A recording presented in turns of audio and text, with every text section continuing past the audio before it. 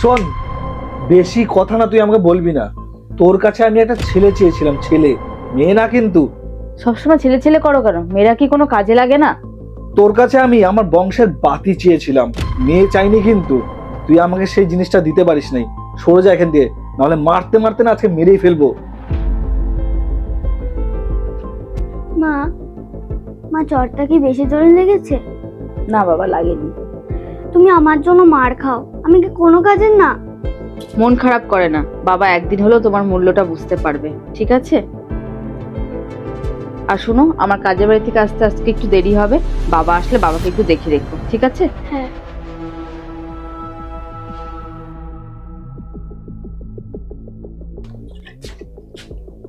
একটা ছেলে চেয়েছিলাম, একটা ছেলে সন্তান চেয়েছিলাম, সেটাও আমার কপালে জুটলো না।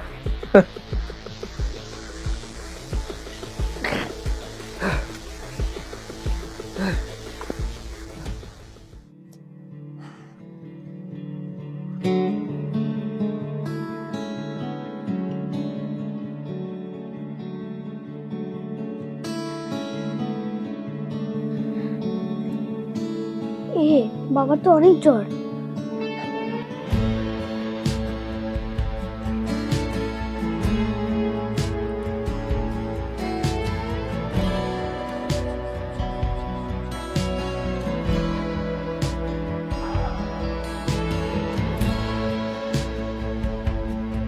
আমার তো ফিরতে লেট হয়ে গেল। মেয়ে আর বাবা মিলে যে কি করছে!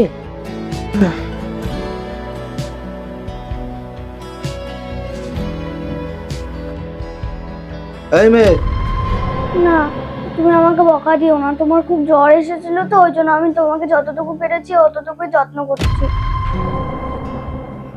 তার মানে তুই কি রাতভর আমার পায়ের সামনে বসেছিলি? হ্যাঁ।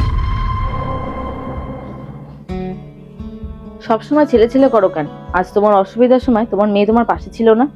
ওর জন্য বলি, ছেলে আর মেয়ের মধ্যে কোনো তফাৎ হয় না। তুমি ঠিক বলেছো, আমি আমার মেয়েকে চিনতে ভুল করেছি। তোকে আমি বলছি, তুই আমায় ক্ষমা করে দে। আমি ছেলে পাওয়ার আশায় তোর সাথে খুব বাজে ব্যবহার করেছি, তুই আমাকে ক্ষমা করে দে বাবা। বাবা, তুমি আমার কাছে ক্ষমা চেও না। তুমি তো আমার বাবা না? তোমার রাগ উঠলে তুমি আমাকে দুটো কথা বলতেই পারো।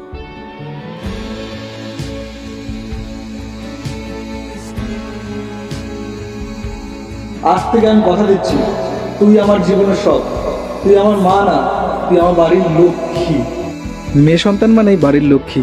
আশা করি বন্ধুরা ভিডিওর মাধ্যমে আপনাদের বোঝাতে পারলাম। ভিডিওটা যদি ভালো লাগে তাহলে অবশ্যই এটা লাইক করে ভিডিওটা শেয়ার করতে একদমই ভুলবেন না আপনার প্রিয় মানুষটাকে।